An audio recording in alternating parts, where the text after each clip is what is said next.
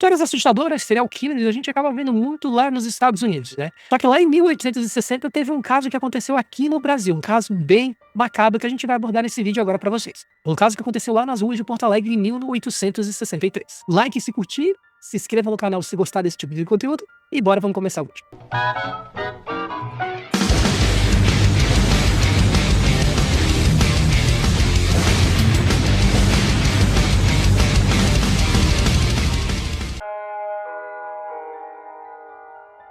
Elegante, culto, amante de ópera e da poesia, mas cuja vida escondia um abismo de horror.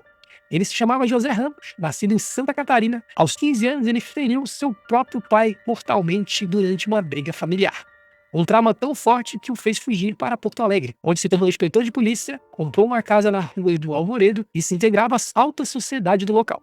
Ramos era respeitado, gestualmente elegante, uma voz calma, conhecia música lírica e recitava poesias em salões. Mas por trás dessa fachada ele escondia um monstro, né? Ele foi expulso da força policial após tentar degolar um prisioneiro, um bandido que ele suspeitava tentar fugir.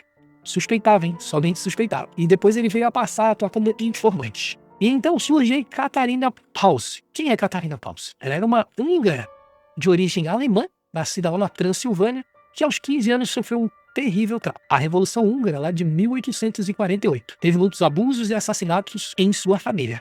Casou-se por uma sobrevivência, fugiu para o Brasil, mas ao chegar viu sua trajetória interrompida pela morte do seu marido, que ele fez isso com ele mesmo, né? Se é que vocês me entendem, não posso dizer que é palavra, mas ele fez isso com ele mesmo. Chegou em Porto Alegre em 1857, com cerca de uns 20 anos, sem família, sem rumo, até cruzar aí com José Ramos em um espetáculo teatral em 1863. Eles se tornaram inseparáveis e bem cruéis. A Catarina, ela se tornou uma sedutora estratégica. Ela dominava o alemão, usava o encanto para atrair homens ricos, que eram geralmente imigrantes alemães. Ela conseguia atrair isso tudo que é dentro da sua casa. Já o Ramos, com a frieza de um predador, ele finalizava as vítimas, né? Sei que vocês me entendem. Ele levava as vítimas para outro plano. Só que não era só isso, né? Ele não só mandava para outro plano, mas ele também cortava, ele fazia várias coisas com elas aí que vocês vão entender mais pra frente. E eles tinham um cúmplice, né, que era o açougueiro alemão Carlos Klausner. Ele era dono de um estabelecimento ao lado. Ele elaborava linguiças feitas com, pasmem, a carne humana, que eram as vítimas que eles atraíam para casa. Mas isso eram que as vítimas locais, né, que diziam ter consumido isso, dizia que tinha carne humana nas linguiças. E esses dois formaram um círculo de horror entre 1863 e 64. Eles escolhiam bem quem eles iam atrair, misturavam a repressão estudada de José e o charme aí calculista de Catarina, numa combinação bem letal. Em 1863, o desaparecimento constante geraram pânico.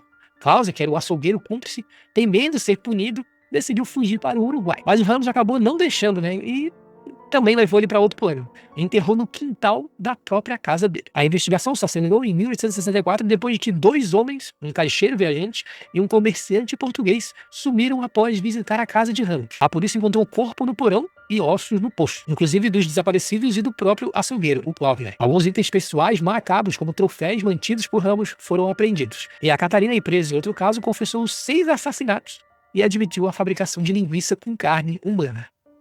Que loucura, rapaziada. É doideira assim, ó. Carne humana dentro da linguiça. Tome cuidado com o que você anda comendo por aí. Ainda mais se for de origem duvidosa. E o palco aí, o circo todo estava montado, né? 2 amantes, um predador refinado, uma vítima traumatizada, um cúmplice açougueiro, linguiças letais e um bairro inteiro aterrorizado. Mas o grande mistério permanece. Quantas vítimas houve? Qual o envolvimento exato do açougueiro? E o mais arrepiante, como a alta sociedade consumiu aquilo tudo sem suspeitar. Pensa comigo, gente, você tá lá comendo uma linguicinha e tal, você sente um gostinho diferente. Mas mesmo assim, né, você vai sentir um gosto diferente, você não vai associar uma carne humana, né? Você vai achar que é um tempero a mais, que é algo a mais.